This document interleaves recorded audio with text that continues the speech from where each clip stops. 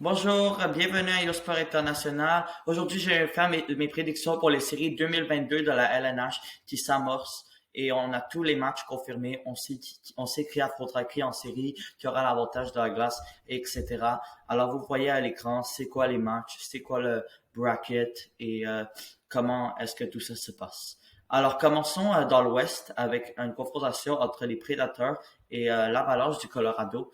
L'Avalanche du Colorado qui a été deuxième dans la Ligue nationale, premier dans l'Ouest, qui affrontera quand même une équipe qui ne sera pas facile à battre, les Prédateurs de Nashville. Mais il reste que l'Avalanche sont des énormes favoris. Ils ont été guidés par un des meilleurs défenseurs de la Ligue, Cal Necker, cette année. Et ils ont également Nathan McKinnon, Gabriel Landeskog et Mikko Rantanen, ainsi que beaucoup d'éléments de profondeur.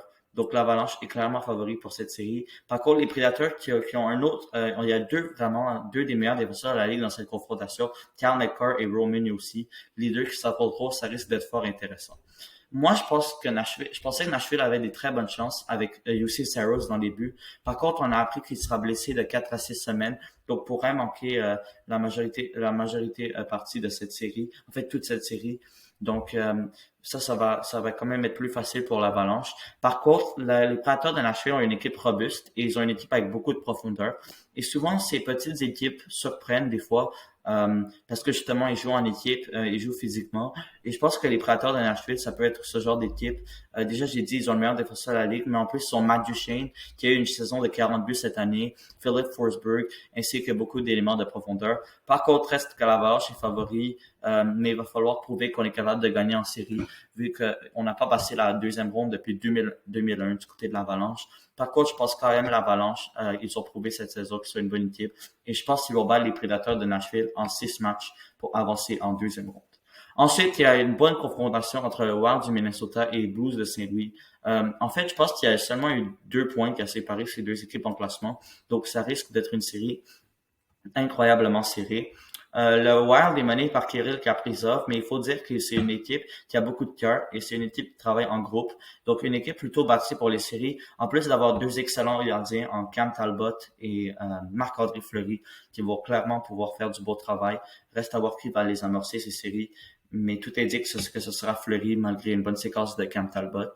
Euh, mais sinon, les Blues, également une excellente équipe. Ils ont tellement de bons joueurs, surtout offensifs. C'est une des équipes très sous-estimées. Ils ont Pavel Buchnevich, Ryan O'Reilly, David Perron, Brandon Saad, Braden Shan, même Robert Thomas qui a une saison de plus de 60 points. Donc, ils ont beaucoup de marqueurs de 20 buts et de 50 points.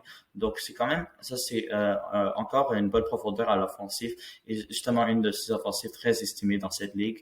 Mais le point d'interrogation, c'est un peu devant les filets. Je pense que le Wild a un net avantage et ça, c'est très important vu que les Blues, même si Bennington les a guidés à la Coupe en 2019, est un peu moins bon depuis ce temps-là. Et puis le Wild qui compte sur deux excellents gardiens. En plus, le Wild, je pense que c'est une équipe qui a beaucoup de cœur et tout. Et ça aide vraiment dans les séries éliminatoires. Donc, je vais aller avec le Wild du Minnesota en 6 matchs. Ensuite, il y a les Flames de Calgary et les Stars de Dallas. Ça c'est une série peut-être un peu moins intéressante qu'on regarde les autres séries dans le reste de la LNH. Mais par contre, les Flames de Calgary qui ont une saison très surprenante cette année, guidée par leur premier trio incroyable de Kachuk, Lindholm et Godreau, en plus d'avoir une défense très agressive, mais surtout un des meilleurs gardiens de la ligue en Jacob Markstrom. Et les Stars qui vont essayer de jouer les troubles faits, eux qui ont fini la saison comme premier des équipes repêchées, mais n'ont pas été dans le top 3 de leur division, ce qui leur donne un match un peu plus difficile. Je pense que les Flames peuvent gagner cette série facilement s'ils veulent. C'est une équipe différente cette année et eux, ils auront la pression de performer vu qu'ils ont beaucoup de joueurs sur des côtes, beaucoup de joueurs qui vont devenir des joueurs autonomes dans la saison morte. Donc, s'ils veulent gagner avec ce noyau, c'est maintenant ou jamais. Et je sens que vraiment les Flames de Calgary, c'est une autre de ces équipes bâties pour les séries, très robuste, avec un très bon gardien de but. Mais on verra ce que les Stars vont pouvoir surprendre, mais je vais aller avec les Flames. Ensuite, on a les Oilers d'Edmonton qui affrontent les Kings de Los Angeles. Ça, c'est ma série préférée dans l'Ouest, honnêtement. Ça va être vraiment incroyable. Les Oilers menés par Connor McDavid, Leon Draisaitl, vont devoir battre les Kings qui forment une incroyable surprise cette année. Et cette année, les Oilers ont quand même montré des bons signes. Ils ont beaucoup plus de profondeur. Ils ont acheté Evander Kane et lui, il a vraiment aidé à un peu stabiliser la profondeur vu qu'il joue sur le premier trio, fait assez bien. Il a 20 buts et il a pas joué, il a joué juste lors de la deuxième moitié de la saison. Donc, aurait eu des chiffres incroyables s'il avait joué toute la saison. Et en plus, maintenant, les Oilers ont assez d'autres bons attaquants comme McDavid et Draisaitl, même que Zach Hyman s'est retrouvé sur le troisième trio à un certain moment donné dans la saison. C'est que tu parles beaucoup de la profondeur de cette équipe maintenant. Mais par contre, devant le filet, on se pose toujours des questions avec les Oilers d'Edmonton, ça fait quelques années. Mais Mike Smith, qui connaît une excellente séquence récemment, je pense qu'il il a remporté les 10 derniers matchs de la saison, ou en tout cas, il était sur une incroyable séquence. Mais et lui, c'est une très belle histoire, là, un gardien qui a en fait plus de 40 ans, mais qui vraiment a des chiffres incroyables. Par contre, ça reste quand même un doute. Les Kings de Los Angeles, ce que je trouve intéressant, c'est qu'ils ont plusieurs joueurs qui sont bons défensivement, ce qui est important en série. Ils ont Anze Kopitar et Philippe Danault, qui sont sûrement dans le top 10 des meilleurs joueurs défenseurs de la ligue. Donc, s'il y a des joueurs qui sont capables d'affronter McDavid et Draisaitl, c'est eux. Et les Kings, en plus, on les sous-estime toujours, mais réussissent à nous surprendre. Et donc, on va voir s'ils vont pouvoir le faire encore. Mais pour l'instant, je pense que les Oilers ont l'avantage et je vais les mettre en 6 matchs.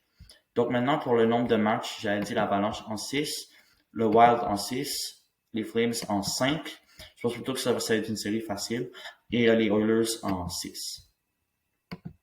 Maintenant, dans l'association Est, on a quand même une excellente série entre les Panthers de la Floride et les Capitals de Washington. Les Panthers de la Floride qui étaient au premier rang du classement général de la Ligue nationale des 32 équipes, imaginez-vous. Donc, c'est la meilleure équipe, c'est l'équipe à battre. Ils vont affronter, eux, les Capitals de Washington, qui est l'équipe de l'Est qui a eu le moins de points et qui a participé en série. Par contre, j'aime quand même, je pense, ça c'est honnêtement ma série préférée. Parce que premièrement, les Panthers, qui ont une excellente équipe, ils ont rajouté Giroux à date limite des transactions. Ils ont Jonathan Huberdeau qui connaissent une saison incroyable de plus de 100 points, plus de 110 en fait. Et Barkov qui a frôlé, qui a nettement réussi à passer le plateau des 30 buts. Il en a eu 39 cette saison. Et mais ça, j'en ai parlé, Giroux et Ekbal s'il revient de sa blessure. Donc, ils forment une équipe incroyable. Et juste comme ça, ils ont un joueur de 60 points sur leur troisième trio en Sam Reinhart et également Sam Bennett. Donc, ils ont aussi des beaux éléments de profondeur. Ils sont robustes en défense. Radko Gudas, ils ont ajouté Ben Sherratt. Donc, eux, c'est pour sûr une excellente équipe. Mais j'aime les Capitals de Washington. Si Alex Ovechkin peut revenir en santé avant les séries, il a eu 50 buts cette année. C'est un gars qui peut changer une série. Et aussi, ils ont John Carlson, un bon défenseur, TJ Oshie, Tom Wilson, il est agressif, il a du physique, Nicholas Backstrom, etc. Donc, ils ont quand même des pièces intéressantes. Mais à Washington, je me demande, devant le filet, on a des doutes avec Ilya Samsonov et Vitek Vanecek. Quand même, c'est deux gardiens auxiliaires qui vont devoir performer en série. Donc, c'est un peu dur de placer leur argent sur eux. Par contre, je m'attends à une série très serrée. Et je pense même que cette série va se finir en 7 matchs. Et je pense que j'ai quand même pas le choix d'y aller avec les Panthers de la Floride. Même si je crois vraiment aux chances de Washington de les battre. Je pense que les Panthers de la Floride ont prouvé que c'était une excellente équipe. Mais eux, ils vont absolument devoir gagner une série puisqu'ils n'ont pas passé la première ronde depuis 1996. Parlons d'une équipe avec une grosse 17 sans avoir passé la première ronde. Les Maple Leafs de Toronto qui vont affronter le Lightning de Tampa Bay. Les Maple Leafs, ça c'est une des séries les plus intéressantes en fait, avec le plus de joueurs talentueux. Les Maple Leafs de Toronto qui ont eu une saison incroyable, menée par un marqueur de 60 buts en Austin Matthews et Mitch Marner qui a frôlé qui a presque eu 100 points cette année. Et également Morgan Riley, une très bonne défense. Donc les Maple Leafs cette année, c'est une équipe différente. Mais on pensait ça aussi l'année passée, ça n'a pas nécessairement bien fini. Ils ont perdu une avance de 3-1 pour les Canadiens de Montréal. Et c'est souvent une équipe qui au début de la saison, ils sont super bons, mais après en série, ça va moins bien. Comme j'ai mentionné, ils n'ont pas passé la première ronde depuis 2004. Et en plus, ils doivent affronter les doubles champions Lightning de Tampa. Le Lightning de Tampa Bay, à un certain point de la saison, on a un peu senti une baisse de production, une baisse d'énergie, et c'est normal vu qu'ils ont disputé tellement de matchs dans les 2 dernières années. Ils sont même des fois tombés dans une position des équipes repêchées et ils sont tombés du top 3 de leur division. Mais à la fin de la saison, ils se sont quand même replacés. Ils ont même battu les Maple Leafs 8-1 ce mois-ci. Donc, ils sont vraiment sérieux. Et j'ai déjà dit, ils ont gagné la coupe 2 fois de suite. Et quelque chose qui m'impressionne le plus avec Tampa Bay, c'est qu'une fois en série, tous leurs joueurs, c'est comme s'ils élèvent leur niveau de jeu d'un cran. Les Braden Point, Nikita Kucherov, Steven Stamkos, mais bien sûr le gardien Andrei Vasilevskiy qui a gagné le trophée Conn Smythe lors des dernières séries, et Victor Edmond. Donc, ils sont vraiment une bonne équipe. En plus, ils ont Corey Perry, qui est un bon gars pour les séries, Pat Maroon. Ils ont ajouté Nick Paul à la date limite des transactions et également aussi à Nick Paul et également Braden Eagle des Hawks de Chicago qui a connu une bonne saison. Donc, le line de Tampa Bay, c'est une incroyable équipe. Mais maintenant, les Maple Leafs, en plus, doivent les affronter et ils n'ont pas nécessairement mérité ça avec la saison qu'ils ont eue. Mais eux, c'est genre, ils doivent vraiment, vraiment gagner la série. Par contre, je pense pas qu'ils vont pouvoir. Je pense que le Lightning est vraiment trop fort. J'hésite vraiment beaucoup pour cette série. Je suis vraiment pas sûr, en fait, qu'ils devraient gagner. Je pense que les Maple Leafs ont des chances. Mais je pense que je peux pas vraiment parier sur les Maple Leafs avant qu'ils gagnent une ronde parce que le Lightning de Tampa Bay, eux, ils ont beaucoup prouvé par le passé. Et eux, juste quelques points ils ont séparé les deux équipes. Donc, je pense que je vais aller avec le Lightning en 6 parties ou peut-être même en 7 parties. Mais ça va être une série extrêmement serrée, peut-être la série à surveiller. Et ce serait quand même décevant pour les Maple Leafs de pas passer cette ronde encore une fois. Ça ferait une 6e fois de suite qu'on est éliminé au premier tour et on a eu plusieurs joueurs qui ont connu la meilleure année de leur carrière. Donc on verra ça vraiment si ça sera surveillé. Ensuite, les Hurricanes et les Bruins de Boston. Les Hurricanes de la Caroline ont eu le numéro des Bruins de Boston cette saison. Ont gagné les 3 parties contre eux, ont marqué 16 buts et en ont alloué seulement un contre les Bruins de Boston. Ils sont encore une fois favoris dans leur série face aux Bruins. Et les Hurricanes, ils ont également beaucoup de bons joueurs. Aho, Svechnikov, Troy Check a connu une bonne saison, Teravainen et Nino Niederreiter. Ils ont une bonne défense. Tony DeAngelo, Jakub Slavin et leur gardien, bien sûr, un des meilleurs gardiens de la Ligue cette année, Frederick Anderson. Les Bruins de Boston, c'est une équipe, on dirait qu'ils ne s'arrêtent jamais. Encore une fois, ils participent aux séries. Et c'est sûr qu'il ne faut pas les douter. Mais je pense que c'est une équipe qui ralentit de plus en plus. Et c'est une défense qui s'est améliorée avec l'arrivée d'Hampus Lindholm. Mais je pense que les Hurricanes ont quand même un avantage sur eux. Ils sont une équipe plus jeune, plus rapide. Mais par contre, il faudrait pas sous-estimer l'apport de Patrice Bergeron qui peut facilement contrôler les meilleurs joueurs adverses. Mais je pense que les Hurricanes vont avoir le dessus. Mais à cause de l'expérience des Bruins et à cause du beau rendement de Jeremy Swayman et Linus Ullmark qui ont été un beau duo de gardien pour les Bruins, je pense quand même que ça va leur prendre 6 parties. Et ensuite, la dernière série dans l'Est, c'est les Rangers et les Penguins. Je pense que ça va être une série à sens unique, une victoire facile des Rangers. Oui, on peut dire que les Penguins ont quand même des bons vétérans, de la bonne expérience. Evgeny Malkin, Sidney Crosby, Jake Genzo, etc. Mais moi, c'est surtout de voir les buts. En fait, on ne sait pas jusqu'à quel point Tristan Jarry, on ne sait pas vraiment son état de santé. On dit qu'il va manquer le match numéro 1. Mais par contre, du côté des Rangers de la Ligue, on a le clair gagnant du trophée Vezina, Igor Shesterkin. Il a connu une saison incroyable. Sans lui, je pense pas que les Rangers auraient eu une si bonne saison. Mais en plus, Adam Fox, un des meilleurs défenseurs de la LNH. Une attaque qui est peut-être un peu moins bonne que leur défense, mais quand même, Artemi Panarin, Mika Zibanejad, et même un bon troisième trio maintenant avec Andrew Copp et vraiment Ryan Reeves, ils ont aussi des gars physiques. Et Penguins de Pittsburgh, j'ai l'impression que c'est toujours une bonne équipe en saison régulière, mais depuis leur Coupe Stanley, quand ils entrent en série, on sent qu'ils ont un manque d'énergie. Donc je vais aller les Rangers et même facilement, peut-être en 5 matchs. Donc maintenant, pour le nombre de matchs, les Panthers en 7, le Lightning en 7, je vais dire, parce que vraiment c'est une bonne série. Les Hurricanes en 6, ouais, c'est ça, et les Rangers en 5. Continuons maintenant avec la deuxième ronde. Donc, on a j'ai l'Avalanche qui affronte le Wild. Une bataille de l'Alberta. J'aimerais vraiment voir ça. Je pense que tous les fans de hockey voudraient voir ça. Ça serait vraiment intense et ça fait vraiment longtemps que ces deux équipes ne sont pas affrontées en série. Une autre rivalité, les Panthers et le Lightning. Une rivalité qui est vraiment devenue meilleure au cours des dernières années. Et les Hurricanes et les Rangers qui s'affronteraient également dans la dernière confrontation. Alors, on peut comparer le rapport des matchs Colorado et Minnesota. Je pense que ce serait quand même très serré. 8 points de différence, bien entendu, mais on n'est pas surpris avec la saison de l'Avalanche. On voit que l'Avalanche peut marquer beaucoup de buts, mais même le Wild. Mais c'est surtout la défense du Wild qui a vraiment été bonne cette année, à travailler en équipe. Il n'y a pas nécessairement de gros noms, mais ils travaillent en équipe, ils sont vraiment bons. L'avantage numérique cette année, l'Avalanche, ça n'a pas nécessairement été le meilleur avantage numérique de la Ligue, mais c'est quand même bien allé. On est un peu inquiet justement avec leur désavantage numérique qui est seulement à 79,2%.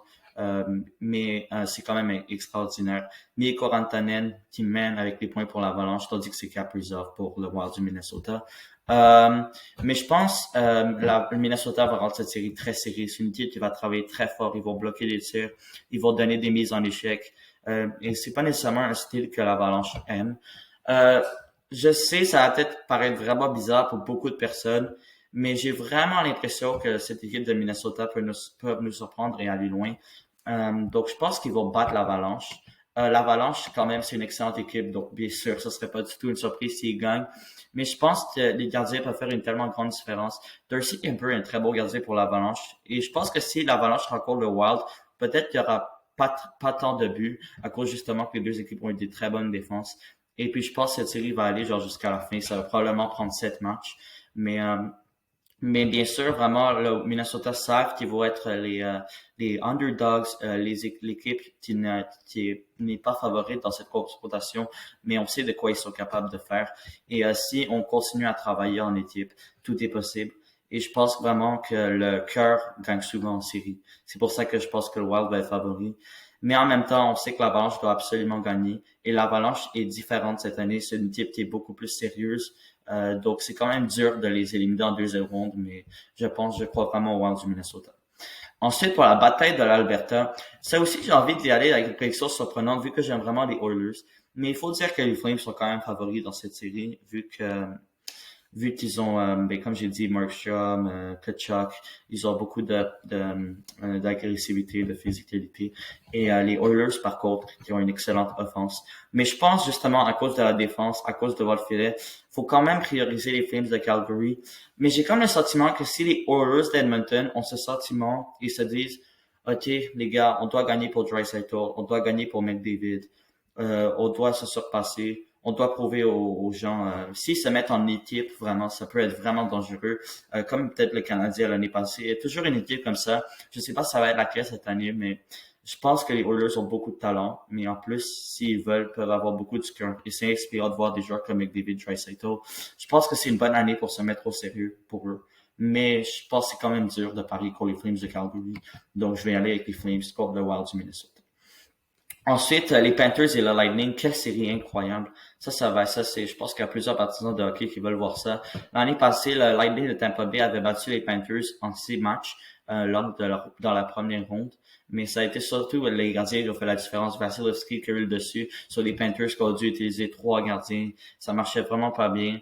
Mais justement, avec l'addition de Sherrod, avec l'addition de Goudas, je pense que ça va vraiment, pas l'addition de Goudas, désolé, mais l'addition de Sherrod, ça nous ajoute beaucoup plus disons, de gars qui vont récupérer les rebonds, qui vont empêcher le Lightning d'aller devant le filet. Ça, c'est quand même important en série. Le Lightning a beaucoup d'expérience. Mais la seule chose qui va me faire favoriser la Floride là-dessus, c'est juste la fatigue. Les Lightning et Tampa Bay, ça fait 2 fois de suite qu'ils ont gagné en Coupe Stanley, ont disputé tellement de matchs. Moi, je suis une des personnes qui doute beaucoup Tampa Bay à cause de justement la fatigue. Est-ce qu'ils ont vraiment toute cette énergie? Est-ce que c'est vraiment une équipe plus jeune? Pas vraiment. Mais je pense quand même que c'est une équipe extraordinaire. Ça ne se pas qu'ils arrivent jusqu'au bout. Mais les Panthers qui ont été vraiment incroyables cette année. Donc, les Panthers de la Floride. Par contre, les Panthers, ça va aussi être une équipe qui a beaucoup demandé de leur gardien. Bobrovsky qui a été horrible lors des dernières séries. Et disons qu'on va vraiment avoir besoin de lui ou de Spencer. Les Hurricanes et les Rangers, si ça arrive pendant les séries, ça va être incroyable parce que c'est les deux meilleurs gardiens de la ligue selon les statistiques cette année qui s'affronteront. Frederik Andersen et Igor Shesterkin. Les Hurricanes de la Caroline qui ont une excellente défense, une des meilleures de la ligue, mais les Rangers également. Ça va être incroyable de voir ça. Ça va être des matchs très serrés, avec vraiment peu de buts. Les gardiens vont être bons, les défenseurs aussi. On peut dire que ça c'est plus leur force, mais les deux équipes peuvent également marquer des buts. Mais les Hurricanes qui ont un très bon désavantage numérique. Donc c'est ça, on verra. Mais je pense vraiment, je vois quelque chose dans les Rangers cette année. Je sais pas pourquoi. C'est une de ce genre d'équipe qui peut aller vraiment loin. Ils ont le meilleur gardien de la ligue. Les gardiens, c'est tellement important en série. Les troisième ligues également. Avec l'addition d'Andrew Coop, ça va être vraiment bon. Panarin, Zibanejad, et Kreider. Comment j'ai oublié de parler de Kreider? 52 buts cette année. Il a une saison complètement incroyable. Euh, Complètement incroyable, vraiment. Là. C'est un marqueur de 30 buts d'habitude qui a vraiment eu, en vieillissant, une des meilleures saisons de sa carrière. Mais les Hurricanes, aussi une très bonne équipe. Ça va être une très bonne série. Mais je vois vraiment quelque chose dans les Rangers cette année. C'est peut-être juste mon instinct, mais vraiment excellente équipe. Donc là, on est rendu au final de conférence, le Wild et les Flames de Calgary et les Panthers et les Rangers. Alors, ça sera une autre bonne série, le Wild Flames, une autre série qui pourrait avoir quand même peu de buts. Euh, mais les Flames de Calgary sont vraiment surprenants cette année. Même chose pour le Wild. Donc ça va être vraiment intéressant. Ça va être une bataille des équipes un peu surprenantes. Ça va pas nécessairement être avec le plus de joueurs vedettes, mais ça c'est deux équipes qui travaillent tellement fort, qui méritent tellement de gagner la Coupe Stanley. Mais est-ce que les Flames vont pouvoir ramener la Coupe au Canada? Je sais c'est la question. Ils peuvent quand même le faire s'ils veulent, mais on sait que les Flames ne performent pas toujours en série. Justement, la dernière fois qu'ils sont arrivés, c'est qu'ils sont une des bonnes équipes de la Ligue, c'était en 2019. Ils étaient deuxième au classement du général et ils ont perdu lors de la première ronde contre l'Avalanche du Colorado. Donc, ils doivent encore prouver ça en série. Puis il y a tellement d'équipes qui doivent se prouver en série, qui ne doivent pas nécessairement performer à leur standard lors des dernières années. Là, ça va être aussi tellement deux bons gardiens, Talbot, Fleury ou contre Markstrom ou Fleury contre Markstrom. Également deux très bonnes défenses, deux équipes qui travaillent très fort. Tellement dur à décider.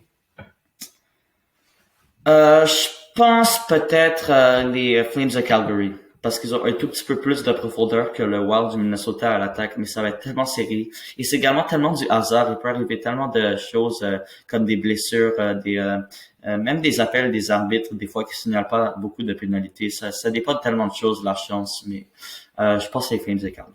Sinon, de l'autre côté, les Rangers et les Panthers. Maintenant, je pense que ça va être un long bout pour les Panthers. Les joueurs qui ont rarement vu ça, des longs chemins en séries éliminatoires, est-ce qu'ils vont être habitués? Je ne suis pas sûr, mais c'est sûr qu'ils ont dominé la ligue. Huberdeau incroyable, etc. Euh, mais il faudrait quand même considérer les Rangers ont eu le dessus sur les Panthers lors de la confrontation de saison régulière. Je vais aller voir. Mais par contre, ça veut pas dire grand-chose. Mais les Rangers sont vraiment, vraiment bons. Berkeley Gaudreau, il a gagné une coupe avec le Lightning l'an passé. Il a fait du tellement bon travail en série. Et les Rangers ont également un très bon désavantage numérique et un très bon, en fait, fiche sur la route. Et là, comme vous pouvez le voir, quand même 82,4%. Mais les Panthers, c'est une machine à but. C'est une machine à but, c'est aussi simple que ça. Ils marquent, on dirait, 4 buts, 4,14 buts par match, imaginez-vous. Ça c'est jamais vu dans la dernière époque, là, dans les 20 dernières années. Donc, c'est complètement fou ce qu'ils font cette saison. Ils sont vraiment bons. Mais les gardiens peuvent tellement faire la différence. Chesterton, pour moi, a l'avantage sur Bobrovsky. Mais ça peut tourner des deux côtés. Mais je vais aller avec les Rangers. Mon instinct me dit que les Rangers vont aller très loin. Donc, ce qui nous donne une finale, Flames Rangers. Alors, pour la finale de la Coupe Stanley, donc Flames Rangers. Je vais déjà expliquer pourquoi une autre raison que les Rangers peuvent aller aussi loin, c'est parce que ils ont Igor Shesterkin et on dirait que c'est le seul gardien qu'on n'a pas vraiment des points d'interrogation avec. Et on dirait que tout le reste des gardiens, on n'est pas trop sûr avec la situation. Est-ce qu'eux, ils sont assez bons pour performer en série? Est-ce qu'ils peuvent rester en santé? Est-ce qu'ils sont assez bons? Ou est-ce que leur défense leur fait paraître bien? Et les Rangers, pour moi, c'est la seule équipe avec un gardien comme vraiment bon, sans évidence. Un peu comme Thierry Price l'a fait l'an dernier. Tu peux avoir une bonne défense ou non. Si tu as un gardien comme Price, comme Shesterkin, comme Vasilevsky, ça change tout.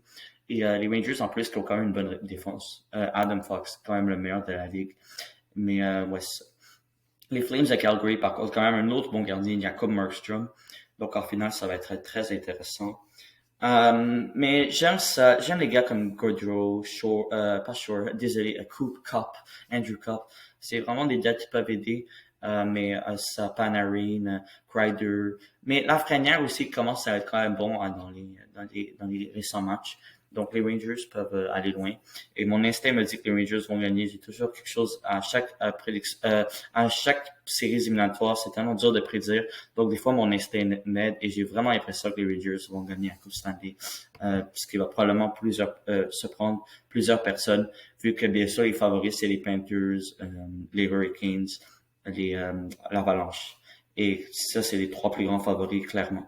Donc, oui, ça, c'est ma prédiction. Et maintenant, pour le but total lors de la finale, il n'y aura pas trop de buts. Il n'y aura pas trop de buts pour moi, puisqu'il y aura deux bons gardiens, deux bonnes défenses, mais deux attaques équilibrées. Donc, quand même, c'est à voir.